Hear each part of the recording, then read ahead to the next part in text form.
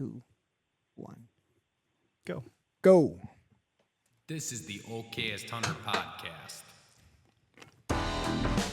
Never pass on shooter bucks, because that's just meat in the freezer. It's your tag, you hunt how you want. This is Okayest Hunter.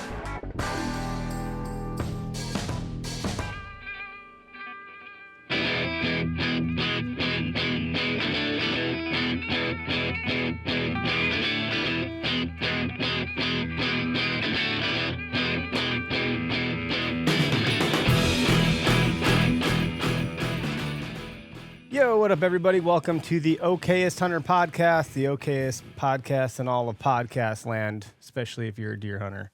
We do have a network of shows that I like to make note of every now and again, just to remind people that if you don't like this show, you might like one of the other ones on the network. You'll probably like them better. Yeah, or if you do like this show, you might like some of the other shows on the network.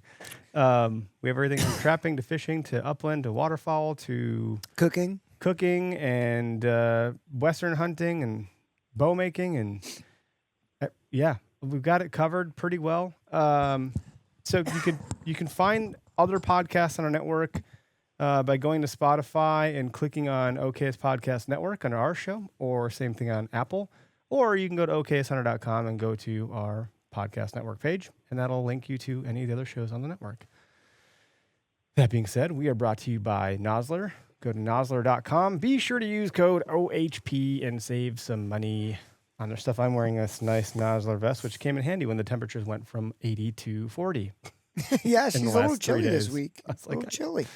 Came in real handy, I guess. I did not know I was going to need that. So they do have apparel, hats, obviously lots of ammunition. Ammo is kind of their thing, but the apparel is damn nice too. They also have cans or silencers, if you will. So that's a big growing part of their business. And yeah, why am I seeing that everything disconnected? I bumped the table the wrong way? Is it me? I don't know. I just got all these alerts, so hopefully it's okay. Anywho, you make sure to check those guys out. Also, our other partners, Gerber Gear. we have some Gerber. We got some the Gerber kid, if you will. The Gerber poster child. Jeez. My son. I've never seen someone so thrilled to use every single Gerber tool available to him. Well, you had brought a lot because we did a camping trip, and we'll get into that more. Yeah. But Gerber had sent some of their camping gear, which I don't think any of us really had a handle on exactly what kind of camping stuff they made. We just knew they made knives and saws, and we got to test a bunch of it out this weekend and put it to use. And it was a very Gerber weekend, which was pretty awesome. This weekend is brought to you by Gerber. For real. Yeah, it was cool. We will talk about it a little bit because I do want to get into their camp line of products because we were camping and it was pretty cool. Not to shun anybody that brought a paper plate. We kind of did. I was heavily shunned. We did stop at KwikTrip, I think a few times at least. Oh gosh, yeah. Here's what I learned about KwikTrip that I never knew before, and I learned it from you, and I can't believe I didn't know this. So we're getting coffee, and I've only ever gone, I don't do the cappuccino machines or any of that stuff. I don't do the flavor syrups. I just do. You're not doing flavor burst? Not bursting your flavors? Do the regular Mochaccino coffee. latte flappa? Yeah. Whipped cream topper? Nothing wrong with it. It just ain't for me. So I am going to make these vats of hot coffee for just a regular brew. And then you go to this machine next to mine, and I'm like, what are you getting, a cappuccino or something? And you're like, no, it's just the coffee, but it just brews it right now. So it's a little lower temperature than like the hot stuff that's been on the heater. Here's what I'll say though. Yes, correct. It tasted way better. Probably because it wasn't getting burnt. Yeah. And it was fresh. And it had like the froth right in there. I didn't know that this whole entire time. And I will tell you that coffee was fucking amazing, dude. It's the way to go. I've been thinking about it for days. It's the way to go. I'm a bit of a coffee snob. And I was like, I'm not opposed to KwikTrip coffee. I like KwikTrip and all they have to offer, and I will get their coffee. I will go out of my way for what I just got over the weekend at that machine. I'm hopeful that all of them have it. I think they do. Kona dark roast bold from that machine will put you in a happy place. I did the Highlander grog, which is a bold move on my part because I know it's got a flavor embedded into the beans. Oh yeah. But it was Every once in a while I'll grog it up, but I'm a big dark roast fan, so the Kona Dark is. I've actually bought their ground coffee because I like that one. Oh, we're getting notes that say no sound. So the disconnect did have real. some serious What did it do? I don't implications. I mean, at least it's recording over there. Maybe folks will like it better with no sound. Why wouldn't it? Or they don't have to hear us. I don't know what changed because it all looks okay. I wonder if it's. Did I hit a button over here? I think everything looks okay. I think. What else can I check here? Oh, nope. I'm just on mute. We're just on mute. Hey, Why would that ever be a thing? why? I know why. Why wouldn't we mute? Because our I'm in the same session I was in last time, and I ended with music outro. Oh, so you muted us. And Hey. it stayed. And I didn't. It doesn't. It's a pop out. I have to pop it out to see that. I think you guys should be able to hear us now. My goodness gracious. Well, I'm pretty proud of you for finding that so quickly. For those of you who just missed listening live, we just talked about a lot of really. No, really, there wasn't much. You'll good get it in stuff. podcast land. It's the normal beginning stuff. Just talking about how good the KwikTrip coffee is and how great our partners are. Latitude had they just launched their butter smooth like line. Is that what it's called? It has the name butter in it Really? because it's butter smooth. Chunky butter muffin. I should know what it's called. I really should. I haven't seen anything about this. It's super lightweight. It's hydrophobic, so it doesn't take on water. So when it's really actually kind of tricky to do any adjusting on the bridge, traditionally, which you probably have experienced, it's like, oh, you can make all these adjustments. Sure, you can, but like, it's a lot of effing around. The new hydrophobic line, this butter stuff, is like, they're showing demonstrations of it, and you're like, "Wow, how is this even possible? Is it safe?" Like, It's gonna hold me. yeah, I don't know how they built this technology, but it's there. So pretty neat. Check that out. Rack Hub put a post out today where it's like, "Where would you hang the antlers?" ABC. I was like, "Let's see the whole alphabet, because hopefully everywhere." More options. Let's not be so minimal about it. Like, More options. yeah, you're kind of excluding all the other walls. Let's be more inclusive about where we can put our antlers. Okay, Rack Hub, let's get it together and remember who you are.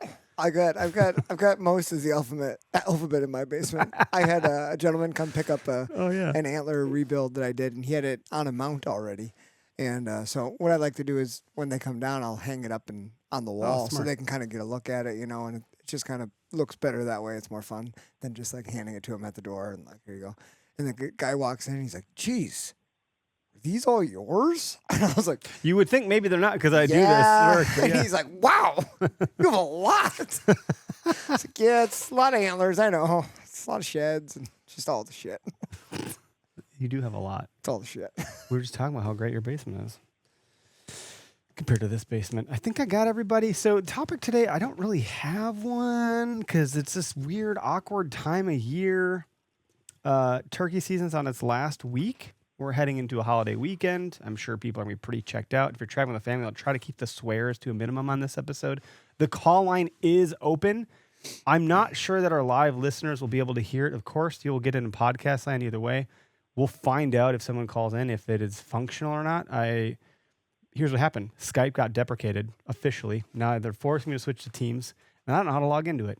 I don't know if my phone number is preserved. I don't know anything about it, but that just happened today.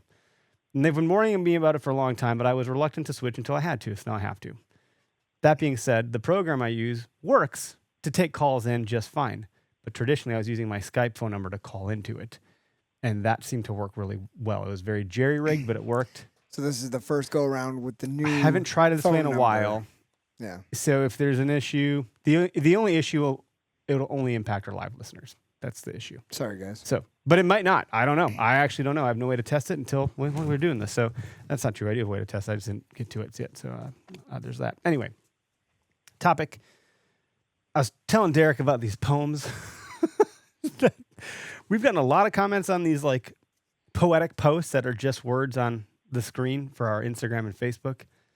And people are like, you guys should be writers, not podcasters, and all this stuff. They're very philosophic, but like in layman's terms, but like put nicely. Yeah, and they're not all that way. They're like some of them we try to do more humor. Like the one that went out today was like, "Who are you at your camp? Are you the cook, the killer, or the tag along?" Like what?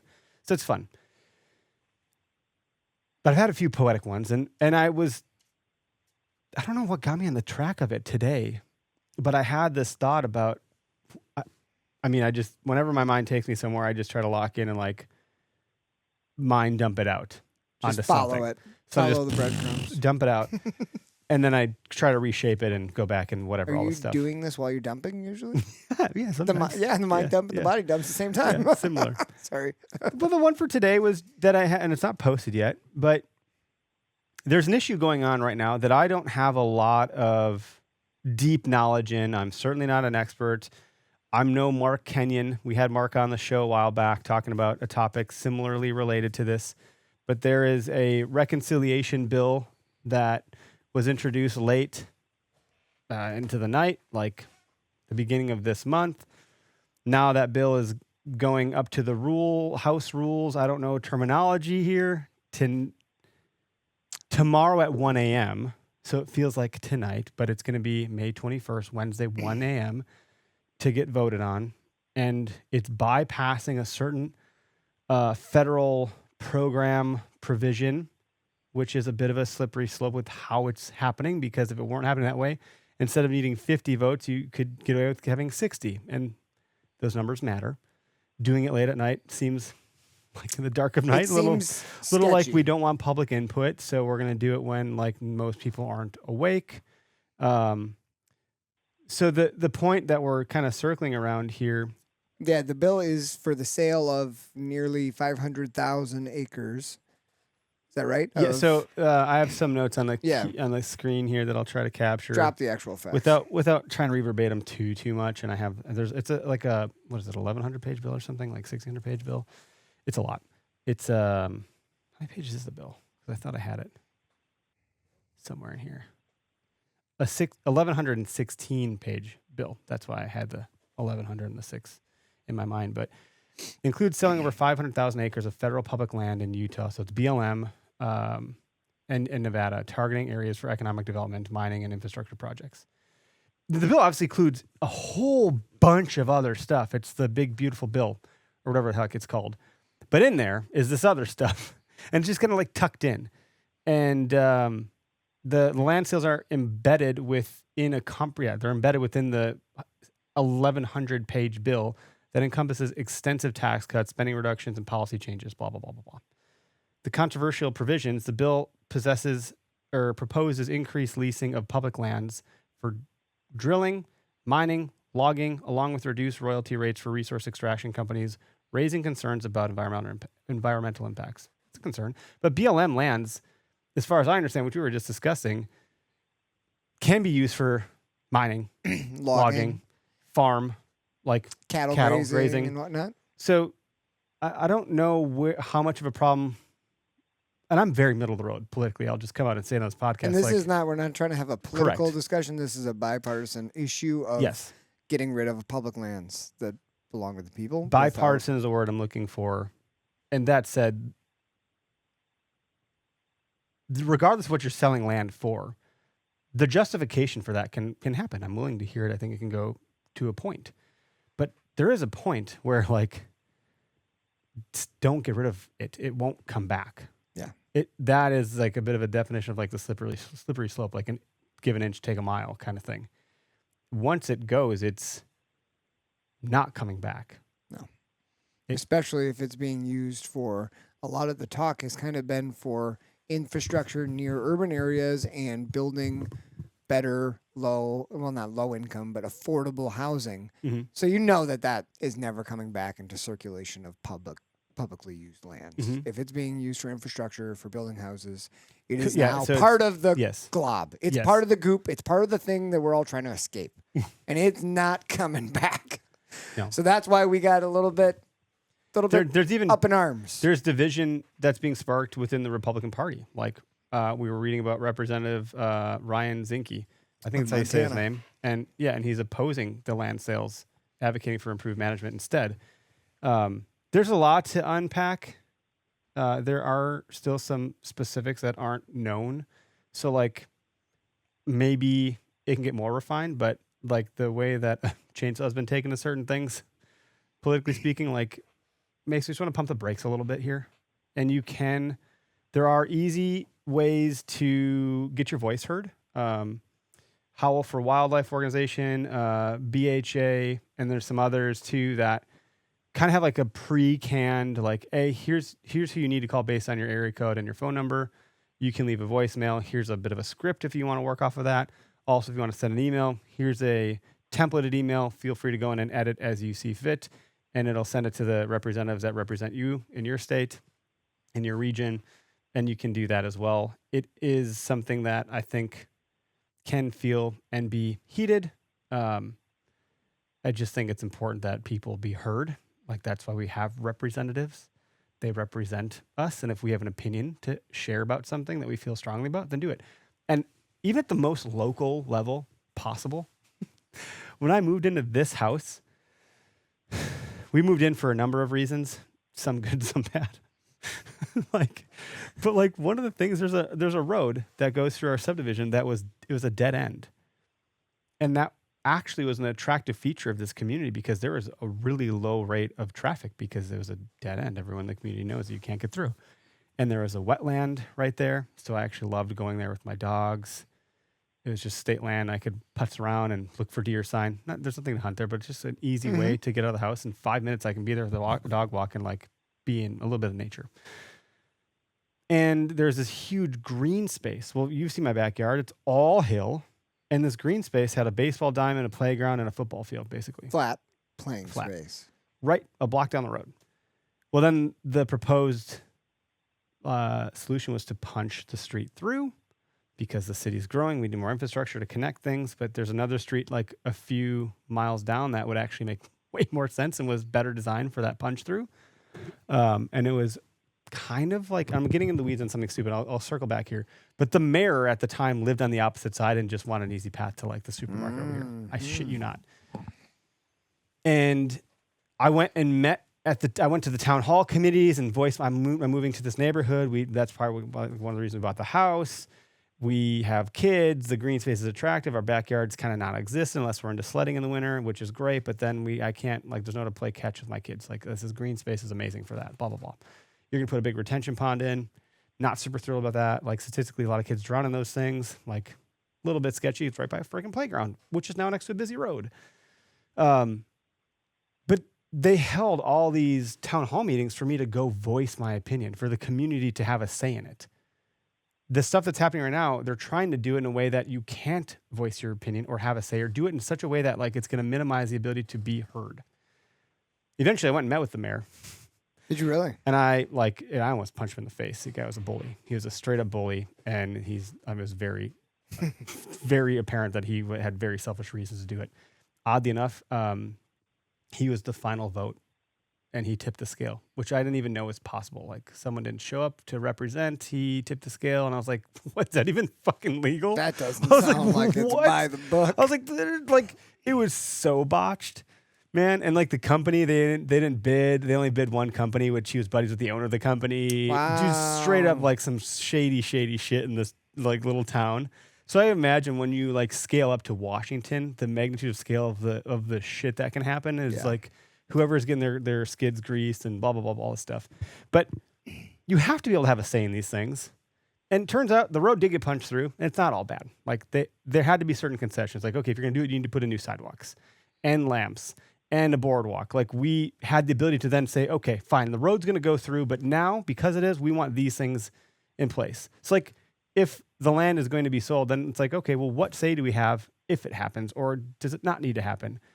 And having as much runway as possible to like have a say in it, I think should be important. So doing the shit in the dark of night is concerning. I think that's one of the things that you and I were talking about beforehand too, when we were doing a little bit more research, is not just, obviously, this is how kind of many things work and work with the government, but it's the fear that this may be the tip of the iceberg or maybe the last step on a slippery slope. That if this can be done and kind of slid in and get done with a lesser voting process where you need less votes to make it happen, and it can kind of be done in that fashion by maybe bypassing the normal procedure, that we fear that a lot more of our federally owned lands could be also under under the gun. Yep. Or under the chopping block or under the knife or whatever you want to call it. Yeah. I'm not good at those. I'm not either, man. So, but then so to go back to the poetic narrative is the thought that just entered my brain at random that I jotted down that I'm shaping into a post to put out that ties us maybe a little bit, but not entirely, is public land is something that we love and cherish. And I'm not in Utah. I'm not in Nevada. I don't know the impact completely of those 500,000 acres. I mean, we have a lot of acres here in Wisconsin that we can go. Excuse me. I just well, that looks painful. Sorry. Well, I'm just dying over here. Oh boy. Just choked on my own spit. That's really, take a moment, my friend. That was rough. That was rough to watch. Maybe too much coffee. I'm really struggling. Was it the wrong temperature? Yeah, it was from the vats of coffee. Rookie mistake. Might be the weirdest thing that has happened to me on live air so far. Live air. Glad you're gonna need the Heimlich. I'm just struggling. Wow, that was super fucking weird. I think I just threw up my mouth a little bit. Sorry. Yeah, I don't know what the fuck I was saying. Now I'm totally distracted. You're talking about your poem. Poetry a little Stupid bit, poem. and how we really value our public lands here. And maybe you don't have a connection to the ones in Nevada and Utah, but When I was growing up, it sounds like I'm crying, but I'm not. you are a little bit. I am a little but it's bit. mostly from choking, I think. And yeah, it's still happening. This is like the longest thing that's ever happened to me. The ability to go outside and enjoy public lands was like a saving grace. It was like a playground, an infinite playground. The way that I played in the woods was like through a ton of imagination. Some of it was not imagined because I got in trouble for building fires several times. I think I've had the fire department call me like 3 times as a kid. I wasn't an arsonist. I just thought it'd be cool to have a fire at my campsite that I built in the middle of the woods. I hear that. I spent a lot of time climbing trees, sharpening sticks, tracking animals, especially whitetail. I would try to get lost in the woods on purpose to like challenge myself. I'd almost always find my way back. I got lost one time, like legitimately. And my dad had to play music really loud to get me to come back. It worked. That's how you found him? Yeah. And he's like, I figured you'd make your way back. I was like 6. So, Jeez. Yeah, the woods are a special place, man. And there's, I mean, we live in a community, at least I do, and I think you do too, where, dude, forests are just getting cut down to build more subdivisions.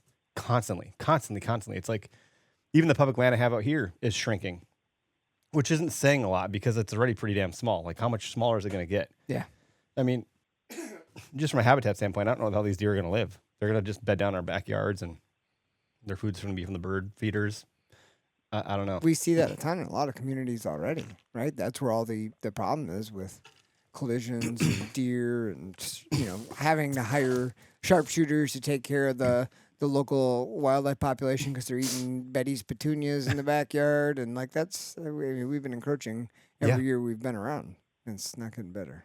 And so, at a wide scale, at a large level, I mean, if someone were to tell you that they're going to sell, how many acres is Nicolay National Forest? Do you know offhand?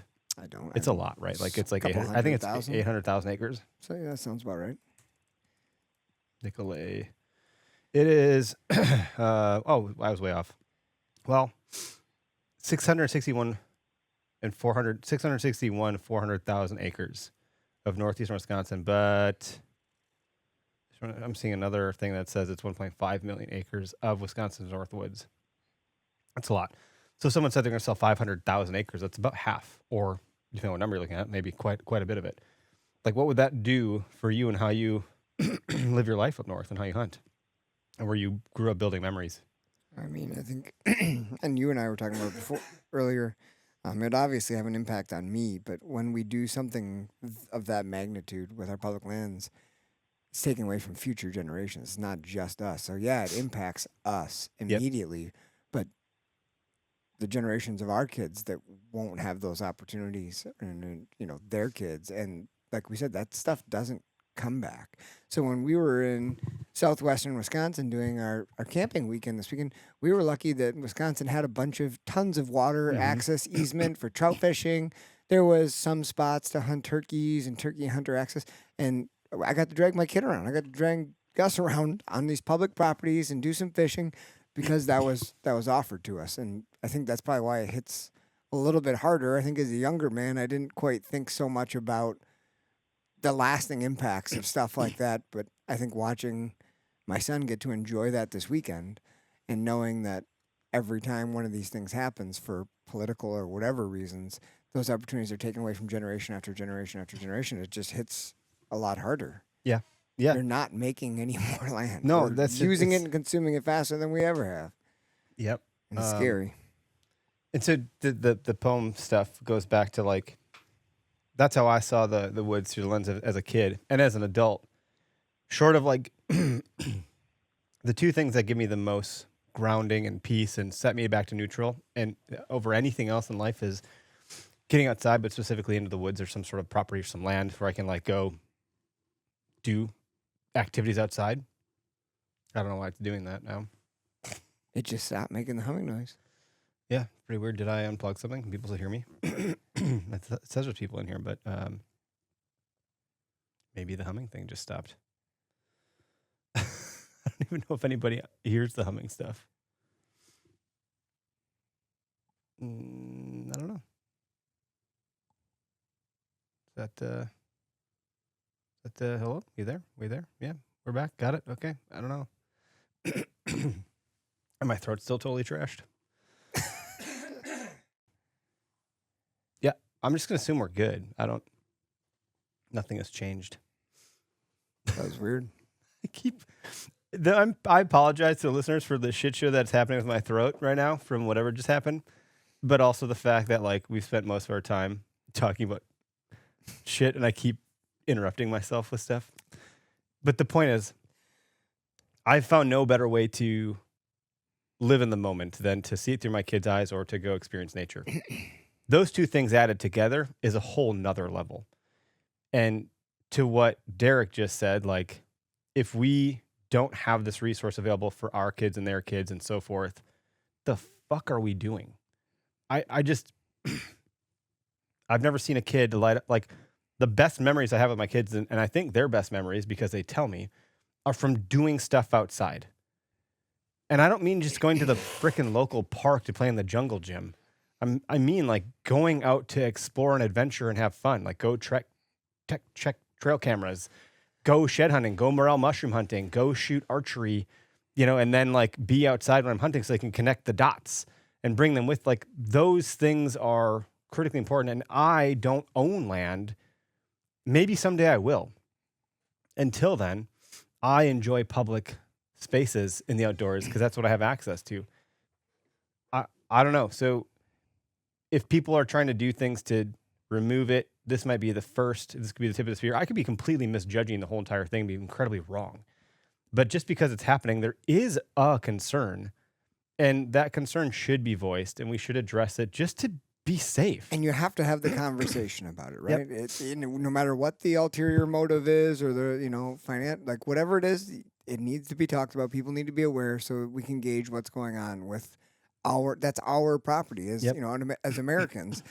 And that's one thing that I think about a lot, but I think it's lost on a lot of the, bureaucrats and the people who are representing us is like, when I think of the American dream and freedom, what America stands for, I think of the ability to do those things outdoors, in outdoor space, to be able to get away and go to like that to me is like freedom. Yep. Where I think like a lot of it gets caught in the, the everyday life of like, don't get me wrong, but like, yeah, it's important to have like financial plans for small businesses and be able to have affordable housing. Those are wonderful things, but like, that's not all the American dream is a financial destination.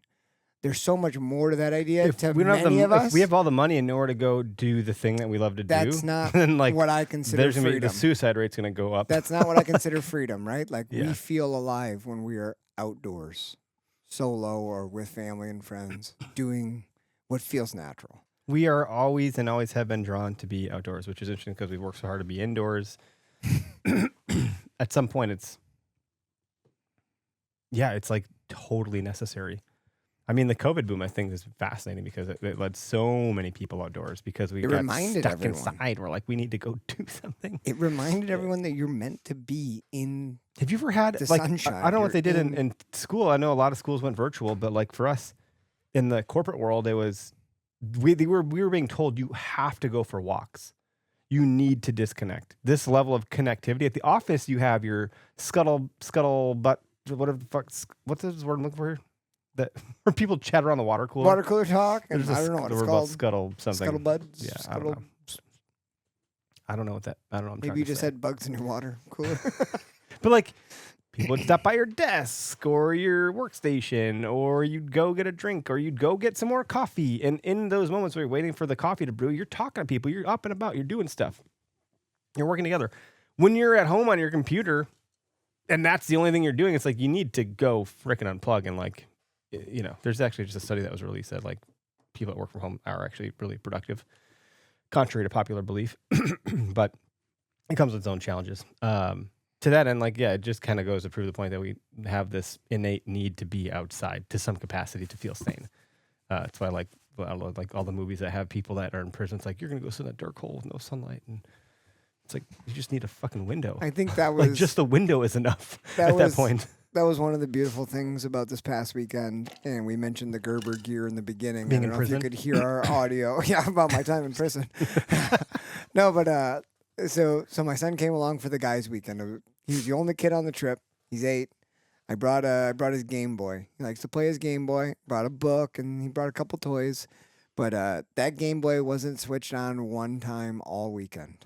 It was Gerber game. And watching him, Eric had all the cool, we had machetes and plethora of knives and pliers and saws. And all that kid wanted to do was like whittle sticks, chop down ferns. And like, we got a lot of be carefuls and safety talks. But watching him do that and like knowing that he had like, he loves playing his game. Like, he loves games. I asked him like 4 or 5 times, hey, you want me to bring the Game Boy or nope, I don't need it. And I was like, yes, I was like a win. Yep. Like, he's enjoying this shit so much more because that's what it's supposed to be. Yeah, that's a good gear switch a little bit, which is the title of this episode, because we're really kind of talking about at some point switching gears out of turkey season and deer hunting. But it was kind of cool. I hadn't actually done a hunt, a literal you camp and hunt. I've done like a hunt camp where you're at, you know, a destination with your hunting pals. It's usually an Airbnb, some sort of cabin, or like I've even done like motels and stuff. I've never literally camped because typically, and I think I would like to, in September or October, you would have a camp and you go hunt. And Kevin Vistison is known for this with his teepee tent. Yeah, up in Michigan. Plenty of others are as well. Like it's a pretty common thing. But doing it in the spring was like great because the weather was fine mostly. And we got a campsite and set up our tents and had fire. Like, it was awesome. And Gerber has all this camping stuff they just brought to market this year. We had plates. We had a flat top griddle for pancakes, which we used. We had a frying pan that we used for your brats, and also I think scrambled eggs. Yep. The sporks and the utensils were perfect. Like, everything about it was pretty great. Like, and what I like, Gerber's a price point product that you're not losing out on so much quality. It's not like Montana Knife Co. You're paying $600 for a blade. I'm sure you could spend a lot of money on this stuff, but like, it's an approachable price point from a brand that we've know, like, and trust, that's been around forever. And the products were really fun to use. Like, it made the experience a little bit better, I thought. They were fun for most of us. There's a story that Gus has been telling every adult that we have come across, and it's about Tyler. So Tyler, co-founder of Okayest Hunter with Eric, co-owner and host of Updeck, he had brought some strawberries and all the fixings because we had Keegan to do some photos of this Gerber camping gear in action, and there was a really nice knife set and cutting board, and it was like, okay, it's time to do some slicing and dicing and get some photos. And my son Gus wants to be involved in everything and just wants everything. So like, Eric's like, you want a hat? Yeah, I want the hat. Oh, give me, like, he wants it all. So Keegan's like, I need somebody to cut up some strawberries. Talking to the adults, and my son is like, oh, I'll do it. I was like, all right, bud, you can give it a go. And so we had like the giant bin of strawberries, and Gus picks out the knife, and I'm kind of watching over him, and he helps out in the kitchen. He's used knives before, and cut up all the strawberries, jigged the things out, filled up the whole bowl. I was like, good work, bud. And then Tyler was gonna cut up the onion. He's like, oh, these are a little hard. Do you know how to cut up an onion, Gus? And Gus was like, no, I don't. And he was like, oh, I'll teach you, and he shows him how to cut it in half, and they're talking about the stem and all the layers. And then he's going to slice it in half horizontally. So you got to be really careful when you do this part, because if you touch that blade, and he slices right across his thumb. And Gus is like, did you cut yourself? And he's like, yeah, I did. And immediately the blood is gushing. Brand new Gerber knife. It was sharp as hell. Super sharp. And then Tyler... He kind of put it on that at home he doesn't have any sort of knife that's nearly that nice or sharp. They had So yes. he's not used to it. One of the knives that were using were like these like kitchen knives almost. Yeah. Like Standard butcher, like a pointed butcher knife. and they came in a really nice like I don't know Like a what soft you call case. yeah, soft case. I don't know, like I'm making this harder than it needs to be. It's called the complete 3-piece knife set, and complete has the word eat at the end in big letters. It's affordable. It's $100, $90, and you can actually save if you use the code OHP on this, of course. But bringing camping with that soft case was pretty nice. Yeah. These knives were fucking sharp. Yeah, Like, these are one knives you serrated probably have in your blade. kitchen that are really sharp. So you're Yeah. not bringing like your fillet knife to cut fish. Like these were purpose driven for like cutting up veggies and fruits and probably some meat if we didn't have Oh, any. for sure. we probably could have cooked up some fish, but We were hoping to slice through Yeah. some turkey breast, but We that didn't did get not it. work out that way. Yeah, that's how it went. I'm scared to drink anything now because like am I gonna have a problem again? But Elijah said, "I love to take my girls to the river, bays on the river, and treasure hunt. They love it." He also said, "Has anyone else noticed how much prime farmland and just land in general is being built on?" Dude, it feels. I'm sure it's always felt this way for people. Yeah. I feel like the rate at which it's happening is increasing because we're getting so efficient at building houses. Like there are these cookie cutter template houses. Get your pre-canned house, build on this plot. Blah, blah, blah, blah, blah, blah. New plot of land has now been subdivided, and you have another new subdivision. It's insane. I remember talking to my boss. I want to show him Spartan Forge, and he is looking. He's like, "Oh, my app doesn't show this construction that's happened. The whole forest is gone. This is all being subdivided." And Where he's you like, used to hunt? yeah, and he's like, good thing I have this app because the other one didn't show any of that stuff, and I'd have to drive past this, which I don't do too often, to know until it's season. So like, if I would have planned on hunting there next season, I would have been, pretty sorely surprised to see that there's no more trees here because it's all houses.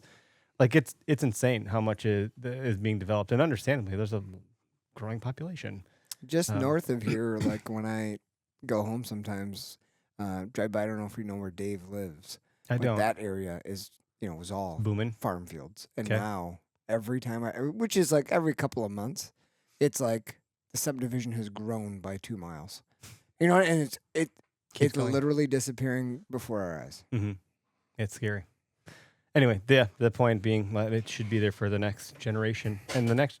We've heard this narrative so much. It doesn't seem to impact you until it impacts you. And that's a common human thing. Like, what's in it for me? We're selfish by nature. So I have these tattoos, like, to remind myself to not be selfish because, like, I have to work hard at it.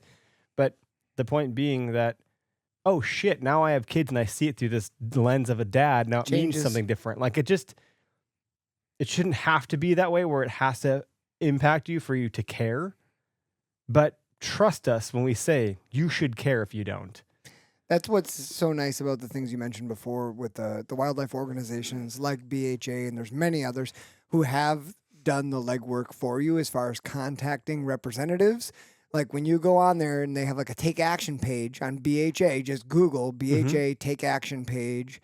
You type in your address and it will auto-populate the email address of all of your representatives Yep, and that's send right. it to them for you. Yep. Because doing that yourself, now it would be better to make phone calls, but making it easy to do it is everything. Yeah. Because everyone's busy. No one wants Dude, to take time out. it's But so please, easy. just do it. And Yeah. if you're a younger listener, when I was younger, I didn't take that super seriously and like it wasn't that big a deal.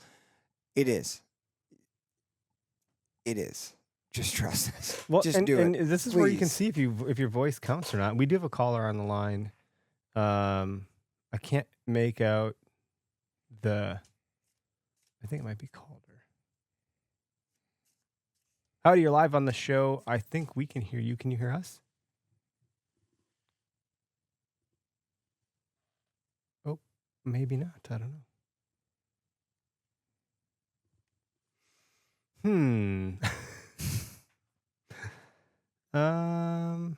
You kind of called it the new number, the new Oh, setup. let's which try was this. No, gonna be that says tough. unmute. Can you hear me now? How can I fix this problem? We should be able to hear you. I don't know that I have access to turn anything else on here. Test. No, nothing's working. What else can I do to fix this? Because we heard it before. Oh, remember it stopped making the hissing sound? Mm-hmm. Could that have been no? That wasn't the call line, though, was it? Yeah, that's what was making it. So I wonder if something just... It says he's on the line right now, but I can't hear him. I think it's Calder.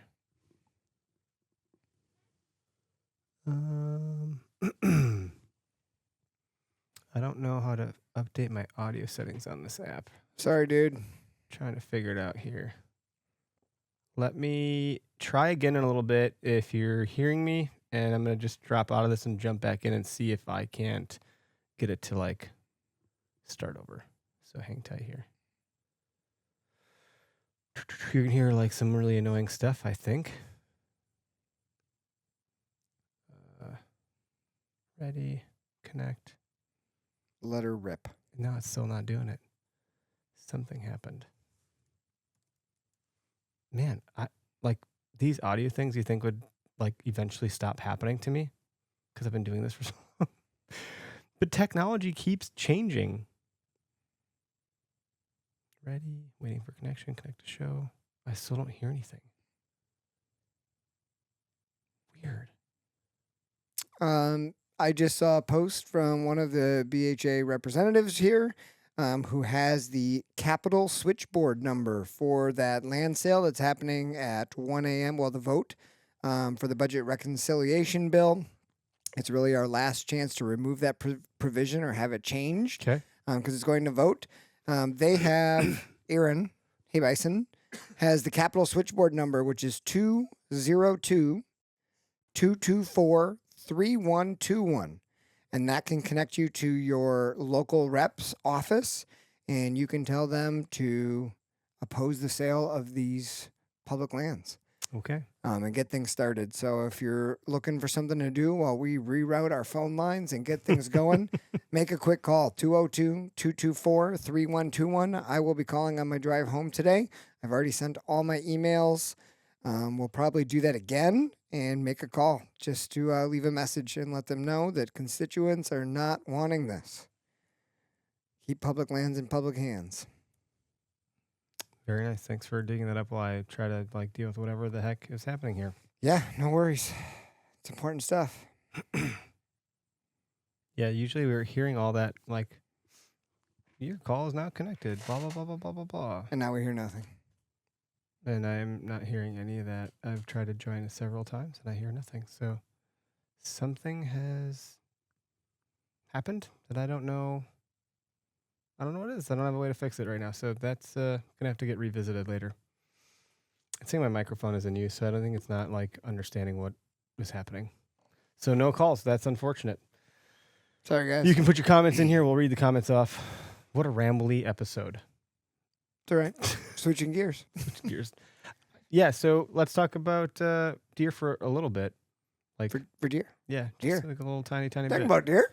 Did you do any scouting? First of all, the camp stuff was amazing. Like Camping was fun. turkey It hunting a was good time. fun. Camp was great.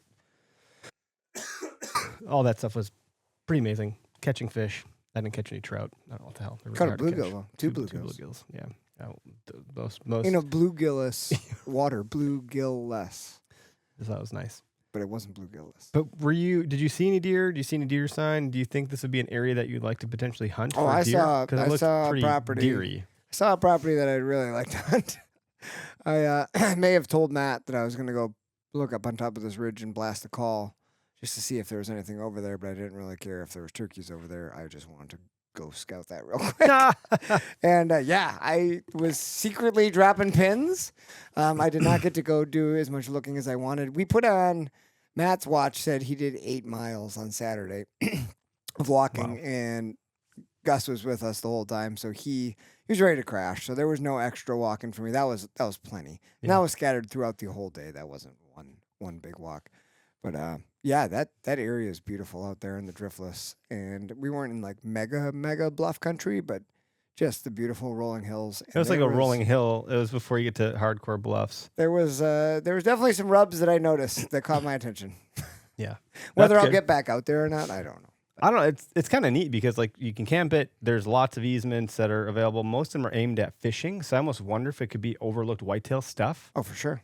And I would say some are pretty small or checkerboard looking type properties, like weird puzzle pieces that were obscure. Like you can access the property this way, but to get to the whole other end, you actually got to go drive around because it's not connected there. It's very interesting. And we were in the driftless. I mean, I'm not going to give away any specifics here necessarily, but like if you ever hunted that area, you might understand. It's just most of the public is aimed at easements for trout fishing, and they just happen to have other land kind of just lumped into it that I think you could probably, it wasn't great for turkey hunting by and large, I don't think. But yeah, I thought it was really pretty. And I was like, this looks way better for deer hunting than turkey hunting. Yeah, like, I can't make sense of turkey hunting yet. And I had originally thought that maybe we'd have the chance to stumble into some sheds while we were out there walking for turkeys, but it was very green already. So we didn't see any ticks, which was great. Yeah, I didn't pick any off of me. I didn't notice any. I did buy a pair of Sitka pants that promote Equinox Guard, no tick stuff. They tuck into your boot. You weren't with me when this happened, were you, when I had to... No, but now I'm interested because I did see how the inner part of the pants had like a really tight legging kind of part. Goes into the boot. Keegan, who has the same pair of pants, the same color too, was like, no, you put that into your boot, but then you lift your sock over that. I was like, oh, I didn't see it pictured that way, but okay. So then I had redone it to accommodate that. But that was pretty common. Even like when we were doing some of the trout fishing, I was wading through waist-high grass to get to some of these spots in these streams and stuff. And I was like, there's got to be ticks in this. Yeah. And I felt pretty comfortable and confident that I wasn't going to have a problem with it. So I don't know if there weren't any ticks or if I just didn't have a problem with it. I did see one tick, and it was on my call where we sat down. Matt, Gus, and I sat down to call. I had set my call down, and there was a little tiny deer tick on it. But I had bought a brand new bottle of permethrin and used up a final. Like I didn't want Gus to have to deal with that, so I soaked our clothes at 2 different times, and we didn't have any on us. So same thing. Don't know if it was a lack of ticks or the permethrin did its job and we didn't have to deal with them. But either way, it worked out great. Now it's the prevention is worth a pound of cure. Yeah. So I mean, it could have been just that it worked out. I saw some other people posting that like ticks were like all over them. Yeah. So maybe the region where I was okay. I'm not sure. One more comment here before we kind of break off, but Calder said last Bear Grease episode was about a guy from Costa Rica who immigrated and couldn't believe there was public land for citizens to hunt on. It's hard for us to realize how great we have it. Man, you're right about that. I mean, we really, it can be a very slippery slope. It is concerning. We're blessed to have it, and we just want to make sure future generations have that same blessing. And for the reasons that we got to experience it, I would. The less there is available, the more crowded it becomes. We already seem to have some sort of problem with crowding of public lands and blaming all sorts of different reasons for that.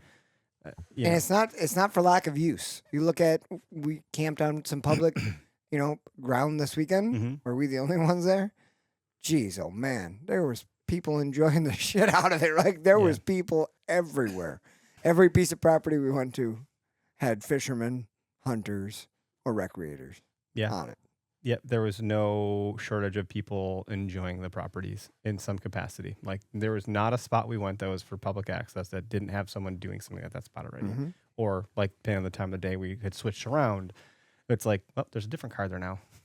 Like it's being swapped out, and it's in high demand, high use, which is good to see people out there enjoying stuff. I'll never be one to complain about that too much, other than just like, damn it, But beyond that, then I always try to tell myself, well, they're out there doing the same thing we're trying to do. Yep. So like, it's all good. But yeah, take action. We mentioned some resources, the Howl org, the one that you just shared from High Bison, Aaron, right? Yep. The BHA stuff. I'm sure there's plenty of others out there. Saw Mark Kenyon talking about the stuff on his platform. I don't know how to stress more that to me it's a bipartisan thing. I don't think we need to argue about shit. I think we can all agree that we value this property and we should know what it's going to be used for or discarded for or sold for and what those implications are. If nothing else, just go educate yourself as much as you can about it. So I don't have that full education realized yet. So part of doing this podcast is hopefully I'm going to hear from some people that are going to provide me with additional resources to be like, Larry, did you know this, that, or the other thing that I didn't realize? I still have the general concern regardless. Yes.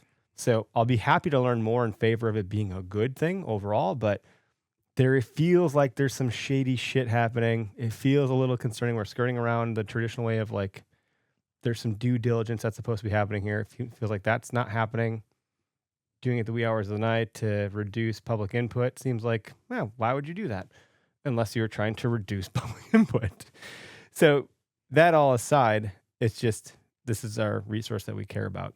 And whether you're hunting on it or not, it's important. So that's maybe where I'll leave this episode. If we're having this talk, like I didn't intend to have this talk until like I realized this is happening tomorrow at 1 a.m. in the morning. I felt like This is happening should be in something we like talk 4 about. hours. And next week we'll know what the hell happened Yeah. in a few hours. Like we'll have a better understanding Hopefully of how we have it good resulted. news. Yeah.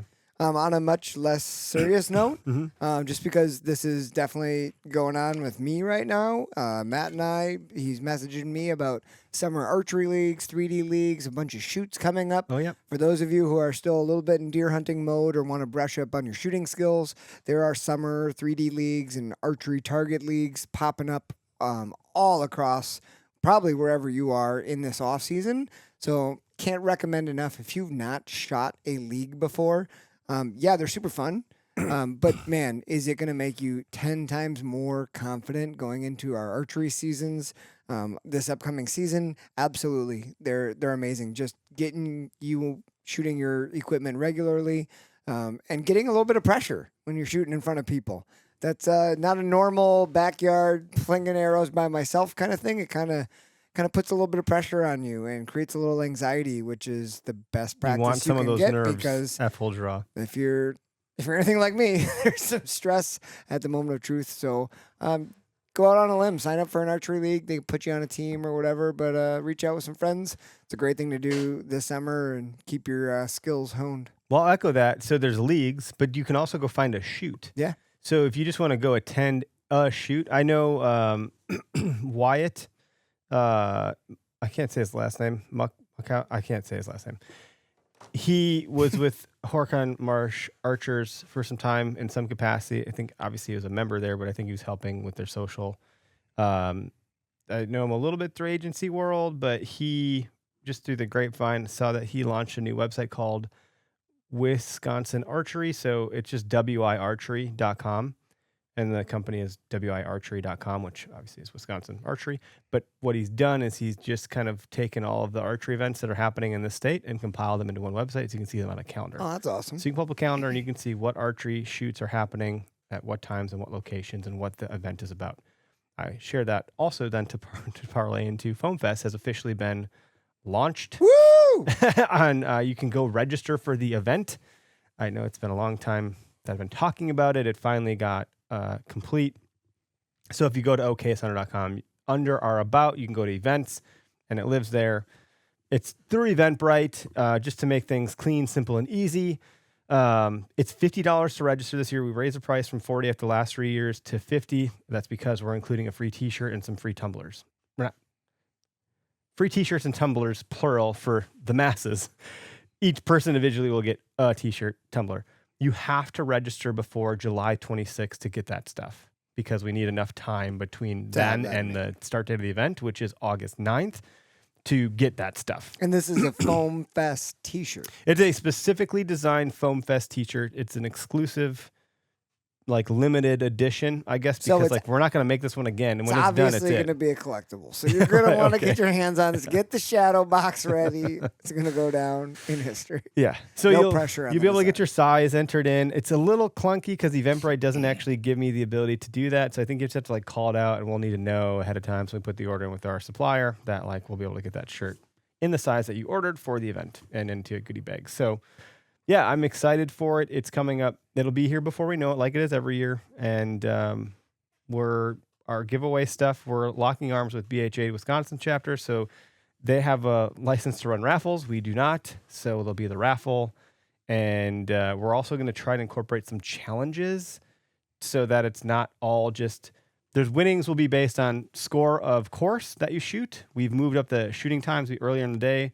So by the time we get to lunch and raffle, we're not all like lingering for several hours waiting to finish the course. So we reshuffled the agenda of the day or the itinerary of the day a little bit to make it feel like it's going to be better for everybody. But you can win based on course, score, silent auction or whatever it's called, where you put your ticket in the thing that you want to win. We'll draw a prize, and then some challenges that are TBD. We have some ideas floating around, like a knockout round competition shoot kind of thing at the end, for those that want to stay and participate to win some other stuff. So our partners are really good to us. So we have our giveaway coming up in July, which you'll learn more about. And then we have this giveaway for Foam Fest. Our partners are very generous and gracious to our listeners because we don't get this stuff. We just pass it through to you all, and hopefully that's a good thing. We've done really well with that. I think a lot of people have walked out of Foam Fest feeling pretty good about what they've won, including your daughter Oh, yes. and a buddy of mine, Joel, who both won bow and arrows from Bear Archery because they're a big participant of this event. So That family last year, gosh, I don't remember their name, but there was 4 or 5 mom, dad, and the kids came, and they needed a wheelbarrow to get their stuff back to the car. They cleaned house. yeah, I They did remember that. great. Yeah, they They did were great. winning. Called out a question: do we register our spouses or kids? Yeah, I think spouse. If they're gonna shoot, register them. Kids, I mean, as long as they're, we didn't put any age restrictions on that before. If they're under 18, I think they're just in. Yeah, if your kid is not shooting, like shooting the course, Yeah, it's not. You know, if they're big not, deal. you know, if they're like But if- 15, 16, Yeah. and they're like gonna go shoot the course, probably do that. But man, If they want the T-shirt and the kids come tumbler, play. then yeah, because like yeah, just bring the littles.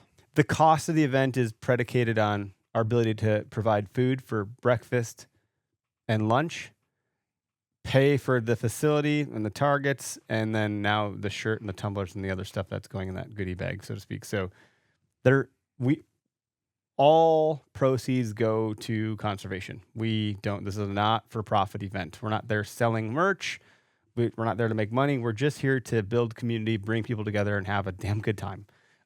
So that's what the money is for. It's not for us. Like, I don't really care about it. It's just to cover our costs so we can do the thing that we want to do.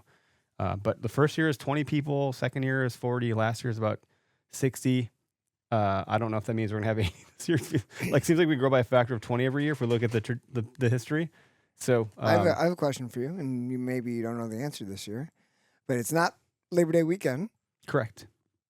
Are we allowed to camp there for the night? That's a good question. So 'Cause the I venue, think Gus and I would love to Yeah. camp. If anybody else wanted to, I think it'd be cool. We have to check on yeah, that. I have to check because the venue just moved location, so the address changed slightly. It's still in the same general area, but it's just like not on the same exact spot.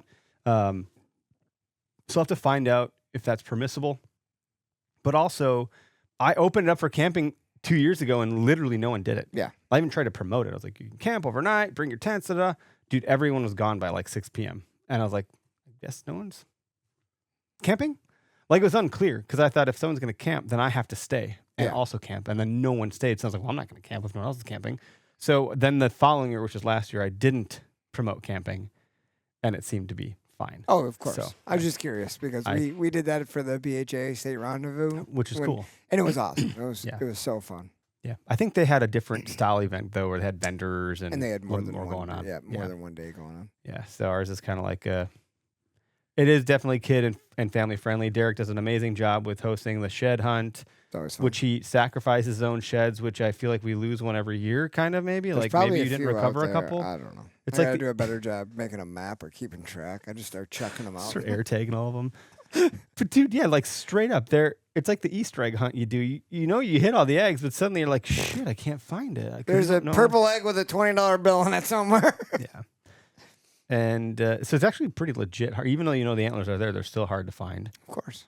And the kids like light up like Christmas when they find them. They also get really sad if they don't, so you got to help them a little bit. We might have a prize bucket when they bring back an antler. They get a little prize. Little candy. There's coloring books with like woodland creatures to color. My wife Holly usually brings like sensory bins, which is I sigh because that rice ends up everywhere in our van and our garage for the next year. Like I got rice in places that don't make sense because of Foam Fest. And beans. Rice and beans. Rice and dried up pinto beans. Sensory bins with like woodland creatures yet again. We make a lot of trips to the dollar store for this event to get this thing going. So there's a little like playground structure. Although again, new space. Although I think their indoor is like state-of-the-art stuff. It's pretty incredible having seen the blueprints. So I just don't know what the property looks like in contrast to the other one. But good organization, good venue. If you want to join there as a member, it's not super expensive, and sadly, I only get out there for this event. So I have a whole annual membership that I'm not taking advantage of, but it's all right. Anywho, Cool. That's all I have for today. Thanks for tuning in, everybody. Thanks for switching gears. Yeah.